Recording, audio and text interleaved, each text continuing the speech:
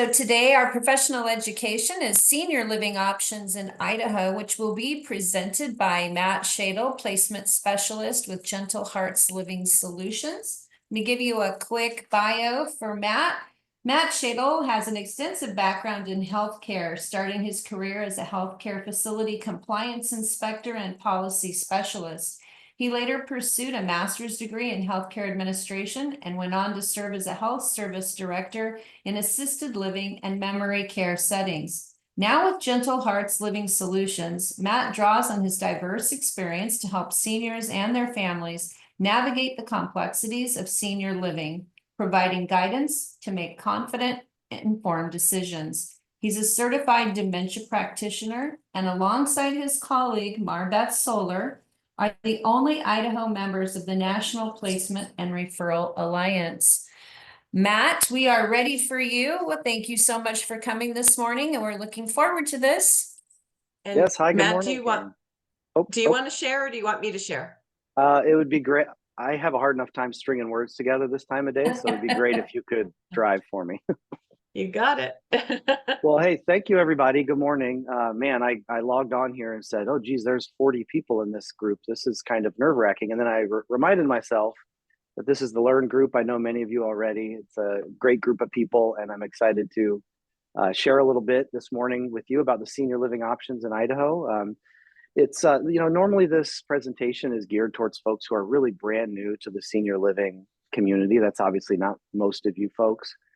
So I will do my best to just have an abbreviated presentation, and please flag me in the chat if you have questions as we go. And not meant to be a comprehensive presentation, but just a refresher for most of you. So thank you so much. Next slide, please. Okay, so here are the senior living options we'll talk about this morning in more depth. Of course, our objective is just to provide an overview and have a discussion. So like I said, please speak up. Okay, next slide, please. You know what? Let's go back one. I would be remiss if I did not introduce my colleague, Marbeth Solar. She is on the call here. Thank you, Karen, for the kind intro with my background, but I'd love to give Marbeth just a minute to introduce herself and talk a little bit about how she came to this work. Hey, hi, thank you, Matt. Hi, everyone. Happy to be here. I just wanted to introduce myself if you don't know me already. I am Marbeth Solar. Matt and I are colleagues together with Gentle Hearts. I've been in the industry, in the senior industry, probably about 10 years now. But prior to that, I was in the financial industry for about 30 years. But I've always worked with seniors. My personal story is my mother-in-law lived with us with Alzheimer's for about 1.5 years.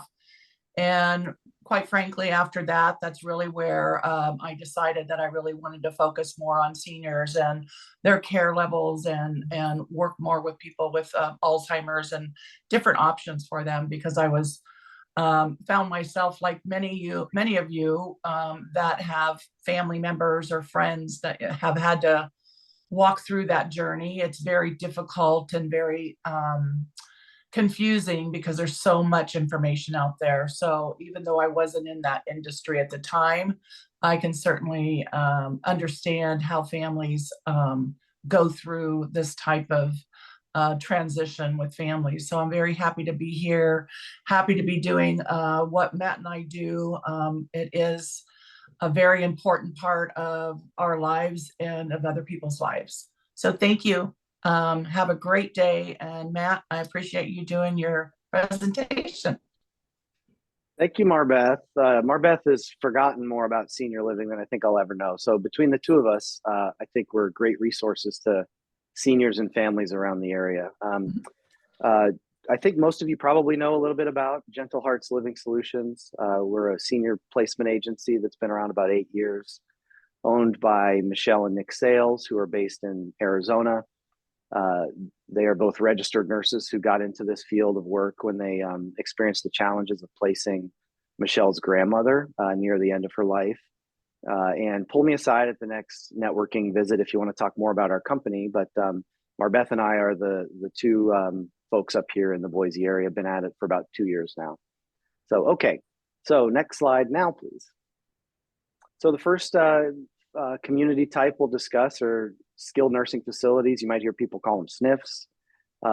There are about, I see 80 of these around Idaho, and these are federally certified and state licensed facilities that provide really the highest level of care for our seniors around the community. SNFs have that 24-hour medical supervision ongoing. They're staffed by registered nurses, dietitians, therapists of different kind, and so forth. Residents living in these communities can also access physical therapy, speech, occupational therapy for the short term or over the longer term, depending on their situation and their status. Of course, these communities, their primary goal is safety and security. Comprehensive safety measures are in place in each of these, like emergency response systems in rooms and in bathrooms and things. Of course, medication management, fall prevention protocols, those things are paramount to the services they provide. And generally speaking, the residents living there are folks with just complicated medical concerns or those that fall outside of the scope of some of the other communities that we'll talk about this morning. Something I want to point out is that these communities in more recent years and decades have done a lot to address the concern of them feeling institutional and just a sterile hospital-like environment.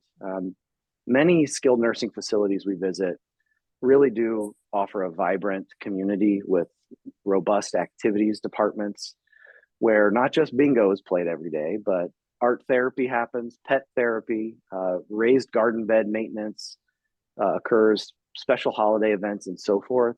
Really, these communities have come a long way in that respect. And a big part of the education that folks like Marbeth and I provide for families and patients is to try to dispel some of those preconceived notions about these spaces.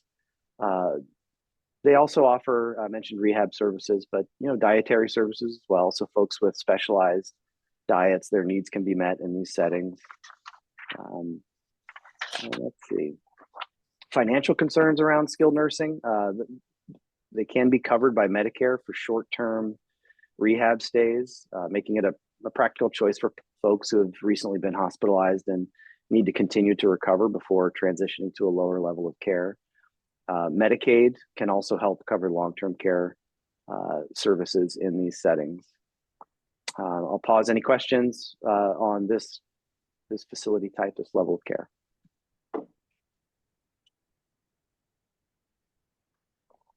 No, okay. I will say that these fall within the scope of communities that we refer folks to, maybe less so than some of the others, but it's something we certainly help people with. Okay, next slide, please. Assisted living communities. There's, I think, over 200 now in our state. And I know the word assisted is right there in the name of this facility type. But what I've noticed and what I appreciate about them is that their focus is on maximizing people's independence, and supporting them, and preserving their dignity. Folks living in these communities, they need daily and ongoing assistance with what's called activities of daily living, a term many of you are probably already familiar with. These are tasks like bathing and dressing, medication management, mobility assistance, and so forth. They are staffed and by caregivers. These are CNAs, but not necessarily CNAs, as well as folks that are certified to pass medications under the supervision of a nurse. In most cases, there are registered nurses and LPNs in these buildings, actually physically supervising the services provided in these spaces. And they also have administrators, supervisors, and life enrichment team members and so forth in the building every day. The ratios of caregivers to residents is, in our experience, between 8 to 12 residents for every caregiver, which is certainly not the same staffing level you'll see at a hospital or a skilled nursing facility, but based on these residents' needs, that is oftentimes sufficient. So I mentioned it's all about socializing and engaging folks and maximizing their independence, much like what I just spoke about in skilled nursing. These communities really do have really active activities departments and transportation out into the community. Another preconceived notion we try to help folks work through is that they will move into an assisted living and never leave their room again. That is certainly not the case. Residents are given every opportunity to continue to make meaningful connections, to join other residents for meals and so forth. We educate families on the fact that these communities are staffed 24/7. So a loved one may be living at home and they don't need constant care throughout the night, but they may need help to the bathroom twice throughout the night. These communities can serve in that respect. They also provide a maintenance-free lifestyle. Everything is rolled into the fees in these communities, things like housekeeping and maintenance and laundry, and in some cases, Wi-Fi and cable. It really is in addition to getting the care you need there, it's like a retirement community where all of your needs or the other headaches you might have had living at home are taken care of for you. The care that's provided there is personalized. So every resident receives routine assessments from the nurse, and their service plan needs to be tweaked to meet the residents' changing or fluctuating needs as they go. One thing I'll mention real quick about assisted living that I appreciate is the continuum of care that they can provide for folks. So on one end of that continuum, maybe someone just needs reminders to take their baby aspirin on time a couple times a day. And that task was hard to do for someone living at home because maybe their family was living out of town, or for whatever reason that was complicated. That's a pretty basic service that can be provided in assisted living and really improve the person's life. All the way to the other side of the continuum where someone may need a mechanical lift device to get in and out of bed, like a Hoyer lift, or maybe they have some wound care that's provided by a home health agency, or they need assistance eating. That can also be met in assisted living. So what I appreciate about this level of care is their needs can evolve and change over time and become more complex or involved, and they don't have to move. They can stay at home, what we consider their home, the assisted living unit, and just as their needs evolve, they layer in the care that they need. Okay, the next slide, please. I'll try to keep moving because I think we might be low on time. Memory care communities. These are licensed very similarly to assisted living. There is an additional requirement, though, that the folks working in these spaces have training in Alzheimer's and dementia. And the physical spaces themselves, in most cases, are designed to serve folks with memory care concerns. So the living area may be centralized and units might be situated right around them.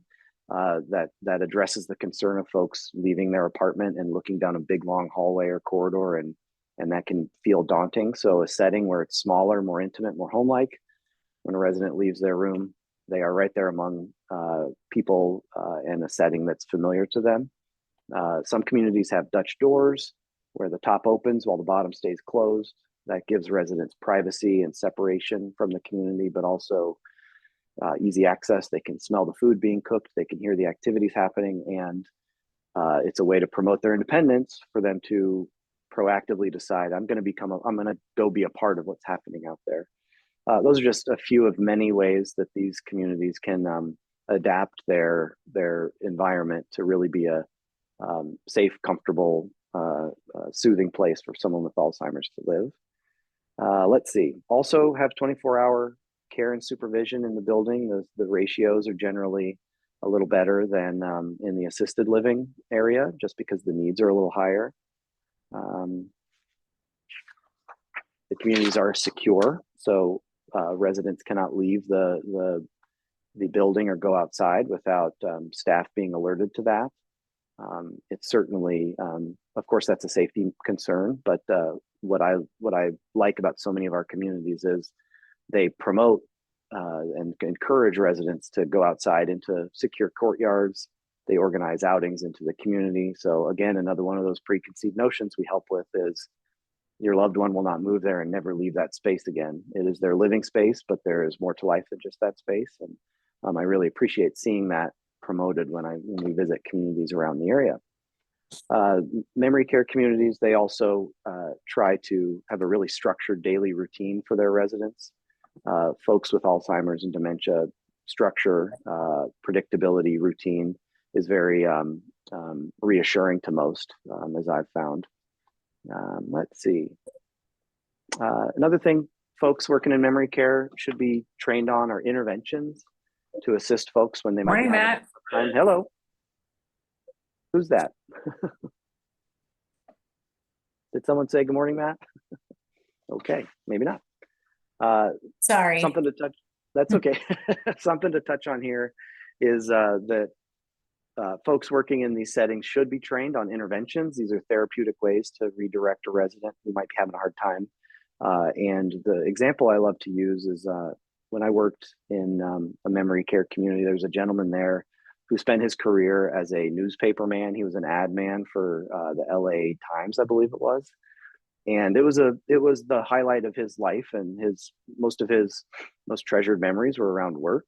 And when he was having a rough day, something the team was trained to do is to sit him down with the administrator, who in his mind was his boss at the newspaper, and he would bring the Idaho Statesman in, and we would talk about what business types we should target to try to get ads in the paper. So he would shoot the breeze about maybe we should go talk to some jewelry stores. Those folks want to advertise with us, or how about auto dealers? And just engaging in that quick interaction really helped redirect him to more positive things. And it would fill his day because he really would go off and work on this task.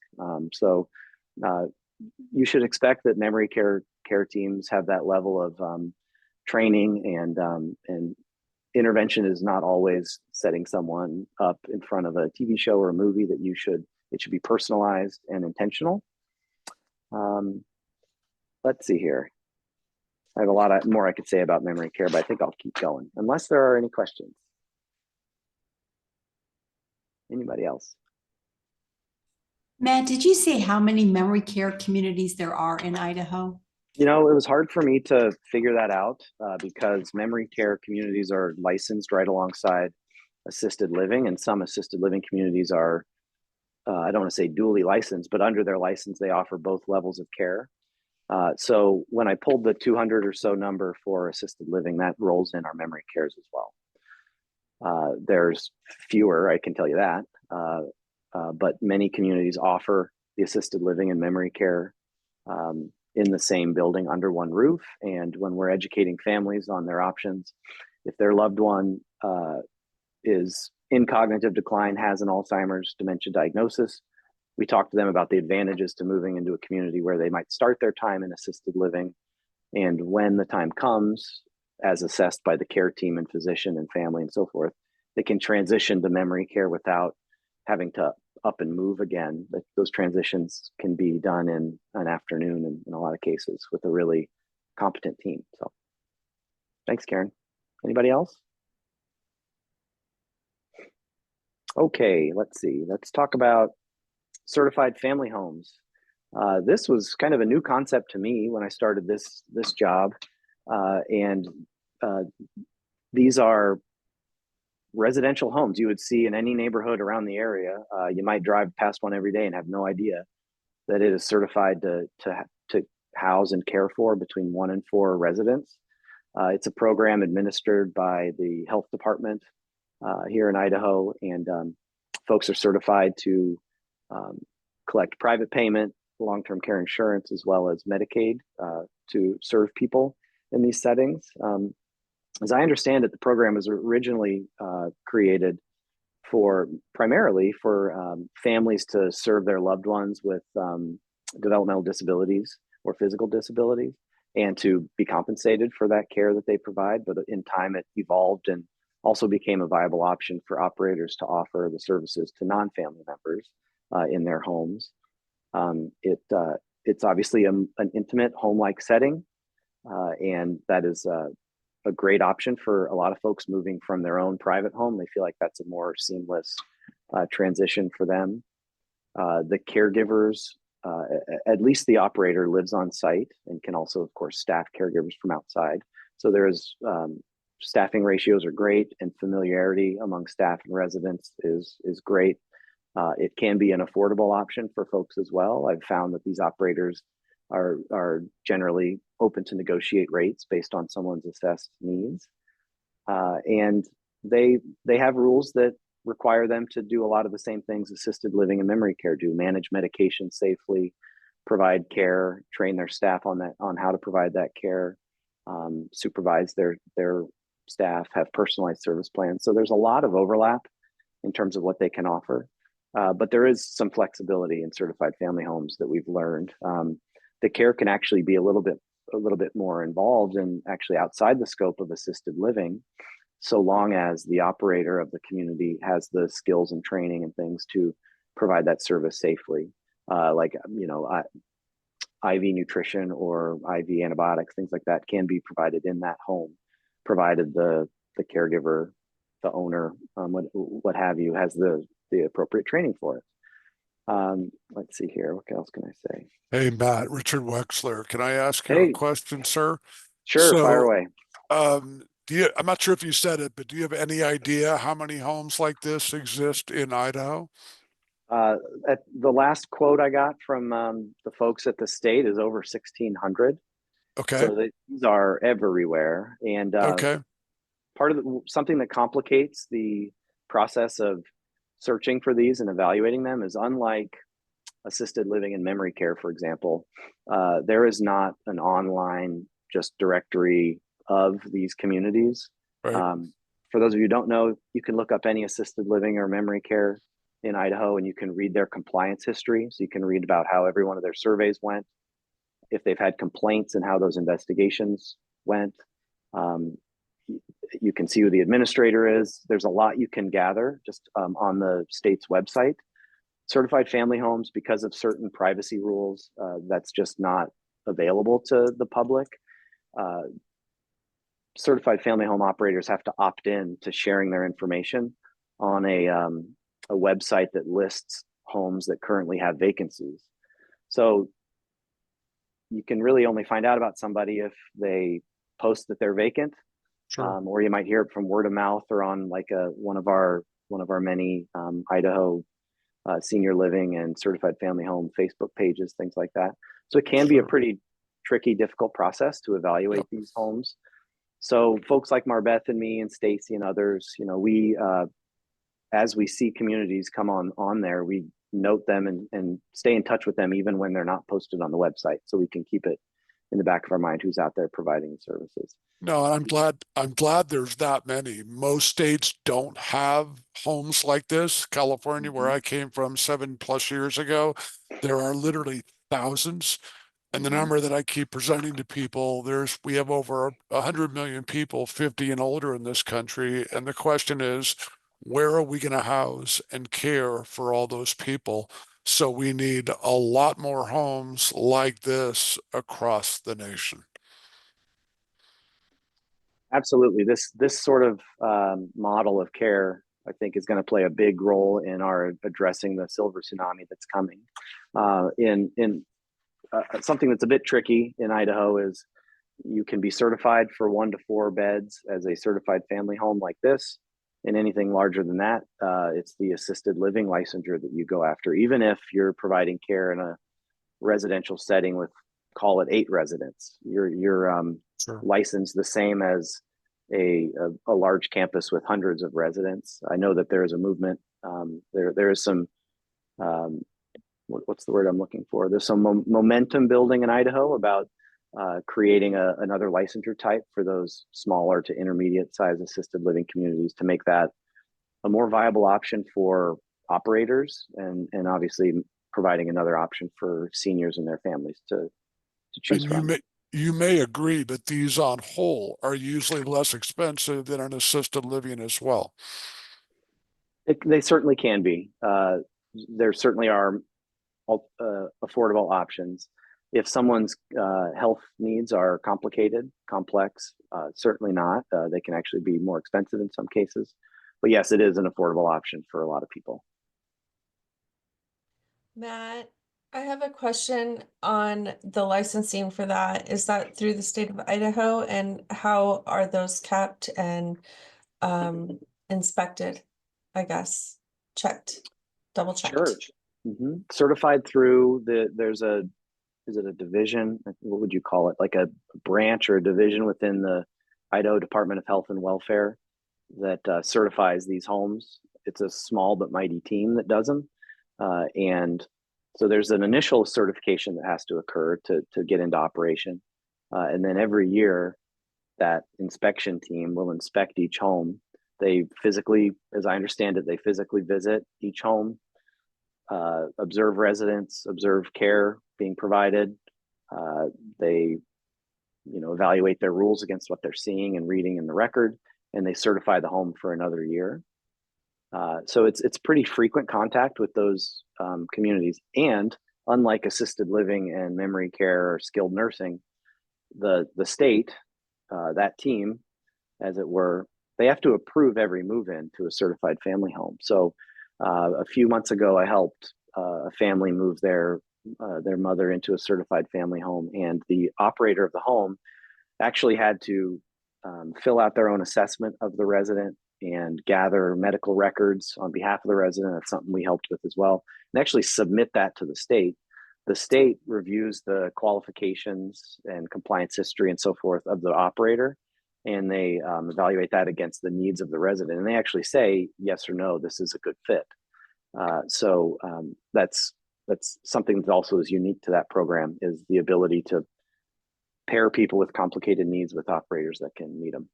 Stephen Millward from the program actually is going to be presenting on the Certified Family Home Program, I think in August or September. So this fall, Sherry will get a deep dive on that.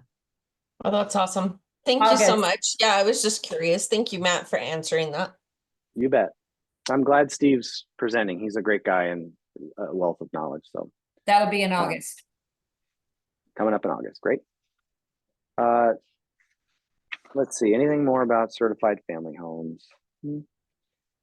I could go on and on, but perhaps we'll move So on. I to guess the next one slide. question, Matt, on all of these homes, because I know what comes next, but like assisted living, memory care, certified family home, what does the supply and demand picture look like for Idaho or the Treasure Valley today? And what is the projection of, availability as we see the aging of our communities and the swell of older adults?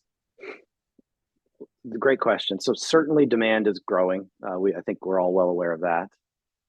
And demand from rehab facilities, hospitals, families, and seniors themselves. They are, we're being contacted from all referral sources saying, my loved one or myself, I need to make this transition. Help me choose the proper place. So demand is always growing, and of course, we're always talking about how folks are aging into this need. On the supply side, certainly we need more. We need more communities for our seniors. We encourage folks to start this search, this process early, and not when it's an emergency. Of course, you can't always plan for that, but we suggest they do for a lot of reasons, so that they're really confident and comfortable and happy with their decision, so that they're, that all the other logistics and affairs that need to be in order before a move can happen.